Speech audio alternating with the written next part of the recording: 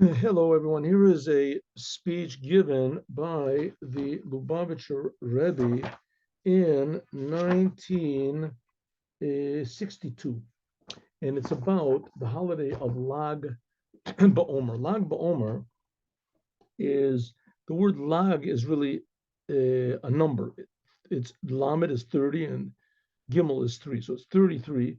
33rd day of the counting of the Omer. The Omer, we talked about this previously, is a commandment. It's a commandment of the Jewish people when they're in the land of Israel to bring, the day after Passover, to bring a offering of barley to the holy temple. That's what they did. They brought an offering of barley. And then there's another commandment to count the days, including this day that they brought this Omer, to count the days from that sacrifice until to count seven weeks. Count 7 weeks. Sheva Shavuot Tamimot. 7 weeks. In other words, 49 days. That's the count. 49 days. And each one of these days has a special Kabbalistic connection to it. And it's written in almost all of the prayer books what it is. Each one of the seven aspects of God, seven emotional aspects. And each one of those seven aspects has seven facets to it. So you have, first of all, like the first week is Chesed, and then you have Chesed, which is in Chesed, and Gevur, which is in Chesed. The seven aspects, which is in Chesed. So Chesed is one of the emotions of God, love, and we have that also in our soul. So we have to fix up uh, our emotions and all the facets of our emotions, and that correspondingly God reacts by filling up the void. That makes a vessel, so God can fill up the world with His blessing in that way. Okay, so the 33rd day of these 48 days, the 33rd day, that comes out in the week which is Hod. Hod is one of the aspects of God's personality, and in fact, it's Hod Shebahod. Hod of Hod. Hod is like surrender or to glorify. And that's an aspect of it. So that's the 33rd day. This 33rd day of the Omer was the day that Rabbi Shimon Bar Yochai, the Shimon, the son of Yochai, he passed away. He passed away about 1,800 years ago, something like that. Rabbi Shimon Bar Yochai. He was a pupil of Rabbi Akiva, Rabbi Shimon Bar Yochai. He was one of the pupils of Rabbi Akiva. And in this time, in these days, these 49 days, as Rabbi Akiva had thousands and thousands, tens of thousands of pupils, and in these days it says 24,000 of them died. And the reason that they died was they couldn't bear that, and each one was so holy and so pure that they wanted to explain their way of serving God to their compatriots, and their compatriots that wanted the same thing, to explain to them their way. And everybody had a little bit different way, a little bit, that no one had really patience for anybody else, didn't give honor one to the other. In any case, they all died. It's a little bit more complicated than that, but that's the basic fact. But Rabbi Shimon Bar Yochai, he remained alive. Some say that after they died, that Rabbi Akiva went and he found Rabbi Shimon Bar Yochai. However it is, Rabbi Shimon Bar Yochai, he ended up being the choice pupil of Rabbi Akiva. And the whole Talmud comes from Rabbi Akiva. So this day, when the main thing of Rabbi Shimon Bar Yochai was that he wrote this book called the Zohar. He wrote the book called the Zohar, and that was, in a way, the first time that the secrets of the Torah were codified. They were written and also he explained a lot of secrets that had not been known before. There were other, there was Sefer Yetzirah, there was other books that also were available of Kabbalah, but it wasn't dealing with all the different aspects of Kabbalah, how they're related to our day-to-day life, and especially how they encourage our love of God and fear of God. And there was to fix up our personality. Previous to Rabbi Shimon Bar Yochai, the main thing of Kabbalah was sort of to get out of the world, to see how this physical world is so empty and meaningless, and the spiritual world, that's where it's at. And you can experience in this world. and especially, or in doing Torah and the commandments. And Rabbi Shimon Bar Yochai, he stressed on how God is creating everything, and he wants these secrets to be here in the world. He wants us to be, and that really didn't come to pass until about 1,500 years later with the Baal Shem Tov. That really came in like a really, how do you say, popular way, because the teachings of Rabbi Shimon are still, even to this day, they're reserved for understanding. As far as understanding, though, they're reserved for this very spiritual, pure people. Even though the majority of the Zohar, it can be understood by anybody.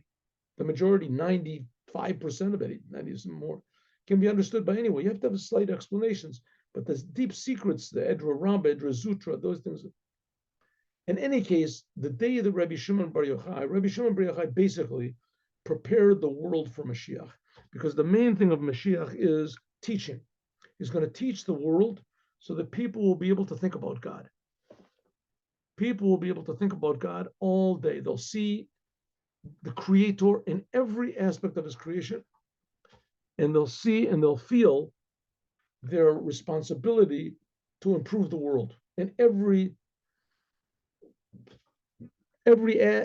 detail of a person's life, you'll see how it's calling to him and sending him a message to serve God more, to be more happy and positive and industrious and, how do you say, dynamic. Oh, that's a good word, dynamic. Okay, so that's what Rabbi Shimon did. Rabbi Shimon Bar Yochai, he brought to the point where it says that Elijah the prophet came to Rabbi Shimon and he said, B'hai chibur delach yafiku b'nei Yisrael migaluta barachim. It says, with this book of yours, the Zohar, the Jewish people will go out of exile in mercy. The Zohar. So the Zohar contains in it the secrets, the soul of Judaism. And that's what Moshiach is going to teach everybody. So this is really the teachings of Moshiach, and really only until the Baal Shem Tov came, and more exactly until the Rebbes of Chabad came, were these teachings really, how do you say, prepared in a way, chewed up, and ready for us that we can also understand them and utilize them. Okay, so let's just start. Let's start over here, and then we'll take a short break. See, as you do, it's known the tug, the day from their simcha, the joy of Lag BaOmer. In Lag BaOmer, while the tam. I'm sorry, I misread. It's known the reason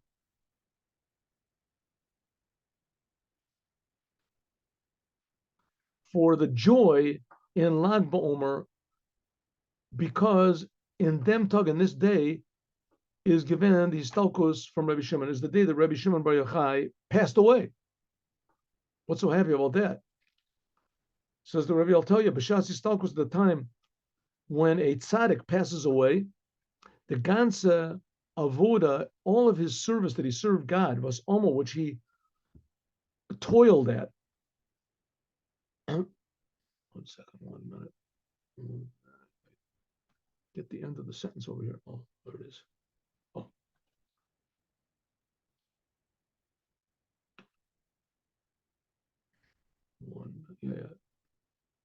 So, was der Mensch hat gearbeitet, all of the work that he toiled at in Torah and in the commandments in his whole life is revealed. Huh?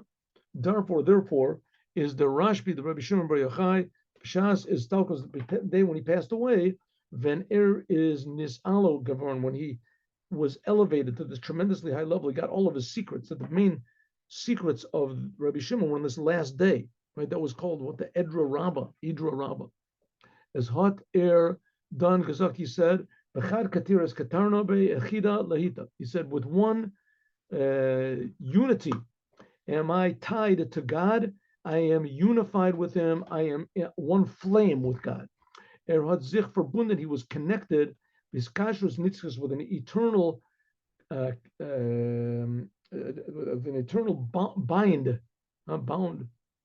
binding mit the Eibishter, with God. Chaya Chayim, and God is the source of all light. And therefore, Vener had done gesagt, when he said the sentence ki Sham Tzivo Hashem, there God commanded a bracha, says Chayim Adolam, as he finished, he didn't finish the word Chayim, saying life, until hat sich verbunden Yichud Nitzchi mit Bechinas Chayim. He unified totally with this level of pure life of God.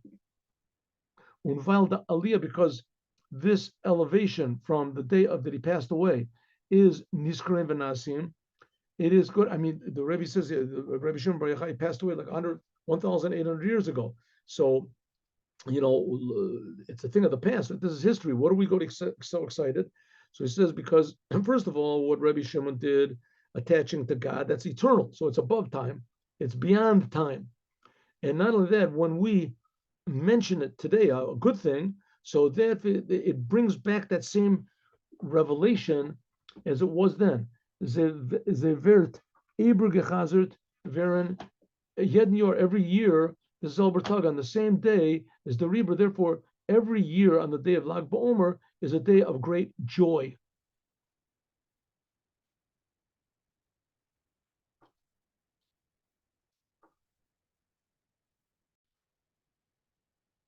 It says in the Talmud Yerushalmi, the Jerusalem Talmud, which was written by Rabbi Yochanan.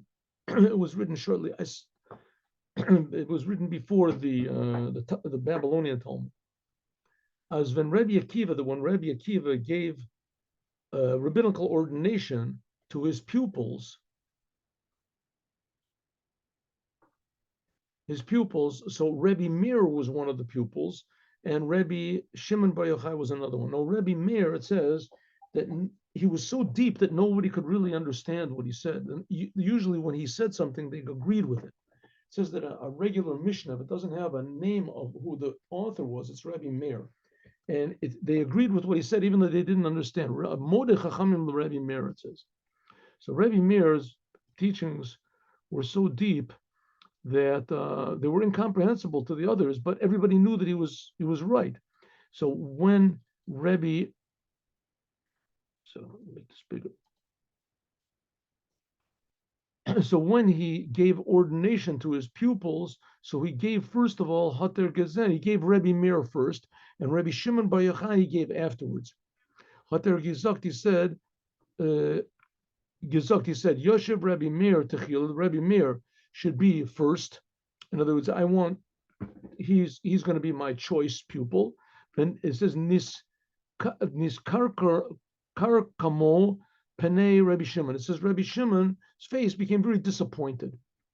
Und is vertrunken geworden the panim for Rebbe Shimon. Rebbe Shimon was, of course, very happy that that Rebbe Meir was getting ordination, but he really felt that he should get ordination first, and he was right. He really should have. But Rabbi Akiva, he was amazed that Rabbi Akiva didn't recognize it. Rabbi Akiva said,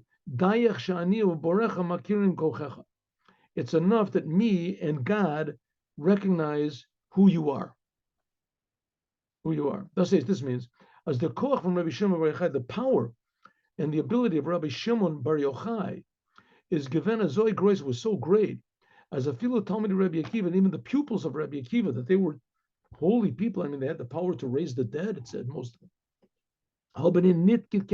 They couldn't, nobody could get to the end of Rabbi, if they couldn't understand Rabbi Meir, how much more so they couldn't understand Rabbi Shimon, he was even greater.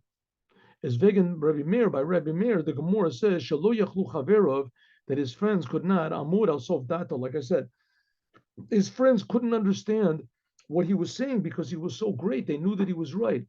As the Chachamim, that the other rabbis, haben sich nicht gekannt, dar Grunterven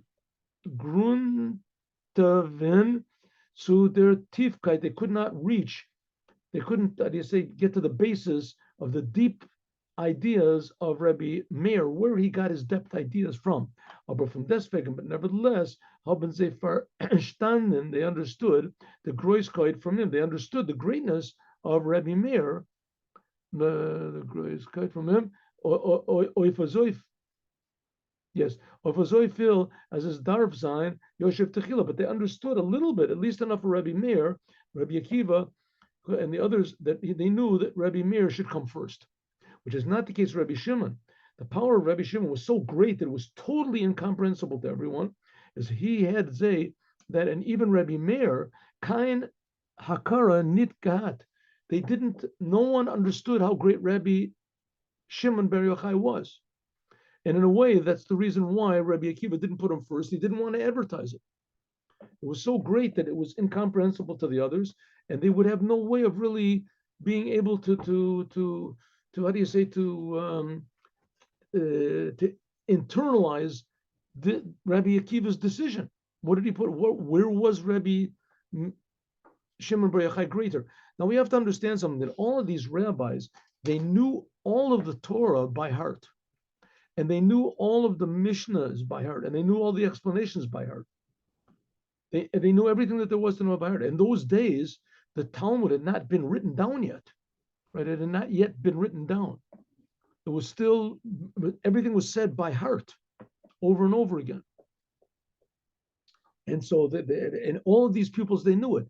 But as far as understanding and putting things together and getting new ideas that are, to answer certain things that which were not understood, so they had not everybody had the ability. Maybe here's the time to understand this. When God gave the Torah at Mount Sinai, so there were certain laws that he gave clearly that you could see, and certain laws that Moses came down and he explained what it meant, what the laws meant. And then there are certain laws which were derived by the rabbis afterwards by the principles of elucidation that were given by God to explain the Torah, because God wanted the Torah to be learned. And there's certain ideas that had to be brought out from the Torah by means of hard work. That's the way God made it. Why God made it such a thing like that, I don't know, but that's what's called amal b'Torah, working a Torah. So it said Rabbi Meir had a tremendously deep mind that he could pull out these brand new ideas. And Rabbi Shimon Bar Yochai was even deeper. And one of the ways it was deeper was because Rabbi Shimon Bar Yochai, in addition to being great in the revealed Torah, his name is mentioned hundreds of times in Mishnah, the Mishnah, but he also learned Kabbalah, and he taught the Zohar. There were other rabbis that were very great at the secrets of the Torah, but they were not mentioned in the revealed part. Then there's a lot of rabbis that they're mentioned in the revealed part, but they're not mentioned in the secrets. And Rabbi Shimon was both.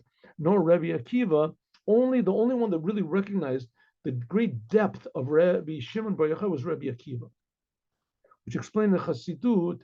It says that his service was greater than the service, Rabbi Akiva in many ways was greater, his connection to God was greater than the service of Nadav and Avihu, the two sons of Aaron.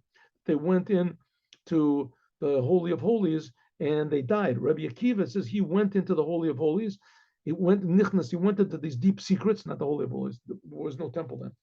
Nichnas b'shalom, and he also wasn't a Kohen.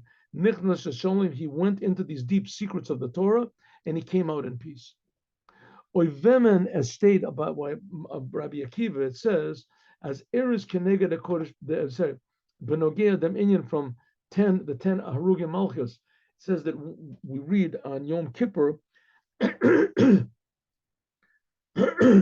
that there were 10 great tzaddikim that were killed by the Romans on Yom Kippur. Some people say it was at the same time, some people different times. In any case, they were killed by the Romans. And it says that Rabbi Akiva, he corresponded to God. Is Ani Rabbi Akiva, Borecha Makirim Golecha. That's what he said. Me and your Creator recognize your greatness. Because the 10, those 10 tzaddikim, they correspond to the brothers of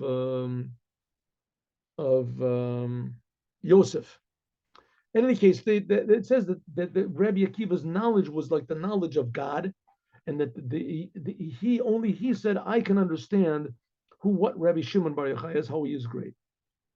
Okay, so it comes out that Rabbi Shimon is greater than the other. There's another speech given by the Rebbe that says that all of the other Tanaim, and like I said before, they had the power to raise the dead, these Tanaim. Those are what the disparagingly are called the Pharisitical Pharisees, right? The word Pharisitical is like a bad word. It's a negative word. As far as a person is like, false or something like that, that shows how this the other religion that what you call it, that the New Testament is trying to disparage those who learn the Torah. But these people were the Pharisees, as they're called. These were tremendously holy people, and the holiest of them was Rabbi Akiva. And Rabbi Akiva said that Rabbi Shimon is even greater than him. That only him and God recognize how great Rabbi Shimon is. So according to this, that even in their lifetime, when he was living in this world, Rabbi Shimon was incomparably higher than anyone else in his generation. So it's understood that in the day that he passed away, if that's the highest day of his life, how great it was on the day that he passed away. And how much revelation there was of godliness on that day is doch l'cheora. So if so, this is an elevation of joy of Lag BaOmer, of this 33rd day of the Omer, is incomparable, is much higher, incomparably higher than Hecher from Tzuhaben Asheiches to Andra. This is incredibly higher than any other day of the year. The highest of the holiday.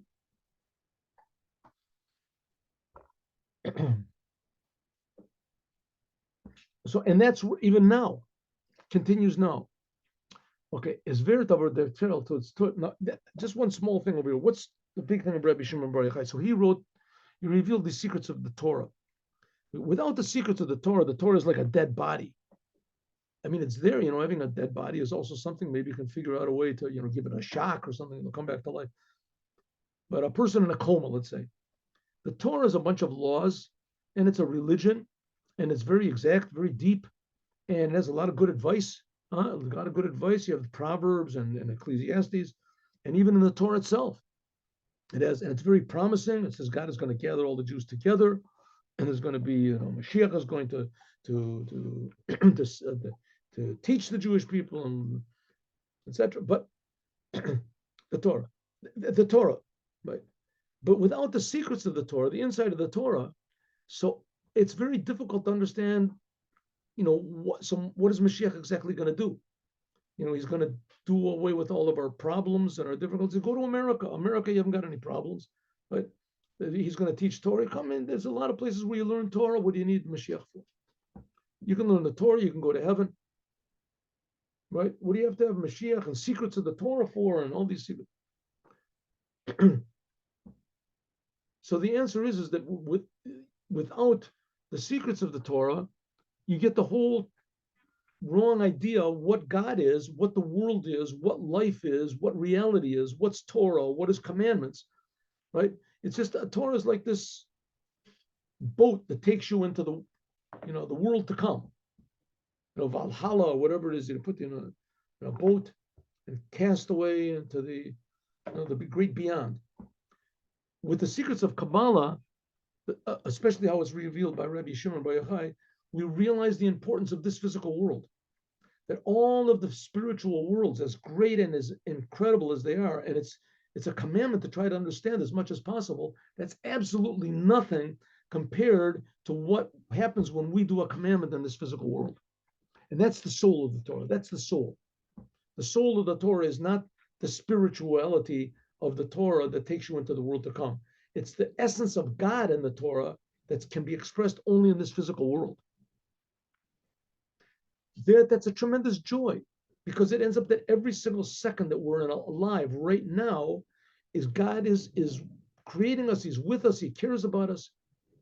If you're thinking of doing Judaism for the world to come, so who knows if you're going to get the world to come? Who knows if there is such a thing, right? Who knows there is? Maybe there is going to. And all the religions say, my thing, you do our religion, you're going to go to heaven. We're going to get to heaven. But all the other religions, it's not happy. What are you happy? There's nothing to be happy about. You're happy because, maybe you're going to go to heaven. Maybe you're going to get the big prize, and nobody else is. Judaism says that you can be happy by feeling right now God is creating me for a purpose. And that's a tremendous happiness. You have to work at it. And Rabbi Shimon Bar Yochai helped us to work at it. Rabbi Shimon Bar Yochai explained exactly what happens when the Jew does a commandment, when he learns the Torah, when he does a good deed, when he gives charity, what is happening in the upper worlds as a whole, how do you say, a big carnival going on up there every time a Jew does something good. It's veritable that there's a story which is told, Vegan Einer from the Talmudim, from one of the pupils of the Arizal, of the Rabbi Yitzchak Luria. He lived about 400 years ago. All modern Kabbalah comes from Rabbi Yitzchak Luria, called the Arizal. Arizal. As what the Arizal means of blessed memory. As Erfleck, there was once Rabbi the Rabbi Yitzchak Luria, the Arizal, he had a pupil which used to say, he used to mourn for the Holy Temple every day. There's a prayer called Nachem. And he would say it says in Brachas HaMazon. He would, whenever he would say the blessing after eating, he would always add in this prayer of Nachem, which usually it's a prayer that's only said on Yom Kippur, on Tisha B'Av, when we don't eat. But nevertheless, he would say this prayer, Brachas HaMazon. Other people say he would say it in, here, let's see what it says over here, 113. Some say he would say it in, that's what it says in the Shulchan Arizal. There's another place where it says that he would say in the Shimon Esrei, Yerushalayim Tishkon. Anyway, whatever it is, he used to say it every day. This prayer. This is a prayer of mourning for the Holy Temple. He felt so terrible that the temple was destroyed, and a Jew should feel terrible, that he mourned every day, said this prayer. From them Lashon, from the story, it seems as Erhat Gezakt Nachem, that he said Brachas HaMazon. This implies that he would say Nachem also on Shabbos and also on Yom Tov. Right? If he said in Tishkon, it wasn't on Shabbos and Yom Tov. Anyway, he used to say it all the time. Then is Lag Bomer, when it came to Lag Bomer, so he went to Miron. That's where Rabbi Shimon Bar Yochai is buried. And by the way, I'm going up there tomorrow evening, but there'll still be classes. He went up to Miron to Mishtah to pray over there on the grave of Rabbi Shimon Bar Yochai. And he said this prayer of Nachem. Rabbi Shimon Bar Yochai, even though Rabbi Shimon Bar Yochai had passed away 1,400 years earlier, Rabbi Shimon Bar Yochai got angry because he said this prayer of Nachem on his day, and he came down, he revealed himself to the Arizal, to the Rabbi Yitzchak Luria, the teacher, and he said, one of your pupils said a prayer of mourning on my happy day, as he's going to really mourn. And something bad happened to him. Their biur, the explanation is, Rabbi Shimon Bar Yochai is given from this Neshamos, from Vemen, which says there was not any destruction of the temple. Ubemela had nit kein Ort zu vielen dem Churban from Yom Simcha. So, okay, so what the temple, when the temple was destroyed, that was a terrible blow for the Jewish people. It says that God, instead of destroying the Jews, so he destroyed the temple. But the fact is, destroying the temple was a tremendous tragedy of the Jewish people. Why? What's such a big tragedy? So the reason is like this. What happened? What was in the temple? The temple was a place where God was revealed. You go to the temple 3 times a year, and you would feel that you're being created. You would feel that there's a creator, he's creating you, and you feel that you're being created for the Torah. The Holy of Holies was the Torah. So you'd feel the holiness of the Torah, you'd feel the holiness of yourself, you'd feel the holiness of the world, that God is creating everything. A tremendous habit is called Moadim L'Simcha. 3 times of the year, it says is a time of happiness. You would go up to the Holy Temple, you'd feel this tremendous happiness because you'd feel God and you'd be able to think about God all the time. And this fixed up the sin of Adam. As soon as Adam sinned with the tree, so people stopped thinking about God. Adam didn't become bad or evil or cursed or anything like that. No. He became, how do you say, insensitive. He became insensitive. He became insensitive to God. He became thinking about just only about himself, selfishness. And from that was born all the religions. All the religions of the world come from Adam eating from the tree. What are all the religions in the world? Thinking about yourself. how can I'm going to make the biggest investment. I want to go to heaven. I want to get this. Oh, God is going to bless me. I want to get what I'm going to receive. The Holy Temple, people went to the Holy Temple and they stopped thinking about themselves. They could really think about God, and they didn't think about what they were receiving, only what they could give. And that's happiness. When a person stops thinking about himself, he's happy. It says by Rabbi Shimon Bar Yochai, he had this happiness all the time. Rabbi Shimon Bar Yochai was thinking about God. He was aware of God. He had this happiness all the time. And therefore, Rabbi Shimon, by him, so to speak, there was no destruction of the temple. And the day that he passed away, there was even a greater revelation of happiness. So therefore, it was very improper, to say the least, that one of the holy pupils of the Arizal, of the Rabbi Yitzchak Luria, that their whole life was just immersed in these happy teachings of Kabbalah and feeling God and knowing God and loving God and fearing God and being aware of God and being aware that I'm being created by God. It's tremendous happiness. So the last day that they should be sad should be on Lag BaOmer, a tremendously happy day. That was the day when all of Rabbi Shimon's work was revealed. So it says that because of that, he was punished automatically. It's like if a person eats poison, it's not a punishment. He gets a zetman. So we can see two things. Number one, is done in that there's a very important thing in Lag BaOmer, which no other day has, even on Shabbos and Yom Tov, doesn't have it. What's the proof? Because this pupil of the Arizal, he said this morning prayer of sadness, mourning for the temple, Nachem. He said it every day, even on the holidays.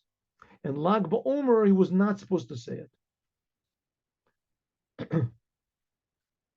Lag BaOmer is supposed to be a day of joy that's supposed to surpass any worry and mourning of the Holy Temple, even greater than the Shabbos and Yom Tov. Number two, as the simcha, the joy from the day of the passing away of Rabbi Shimon Bar Yochai is for all Jews, even for a Jew which feels the destruction of the temple.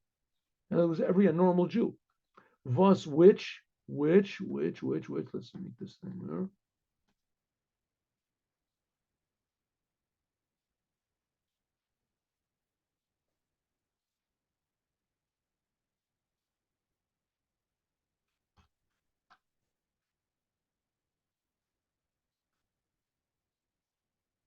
Which therefore hat al tag gesagt nachem. This pupil of the Arizal, Yitzchak Luria, he felt the destruction of the temple, and therefore he mourned every single day.